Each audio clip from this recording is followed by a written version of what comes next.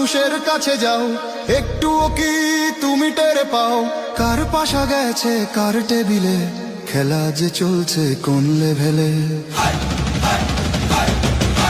ভালো লোকে হোকে বার পাল্লে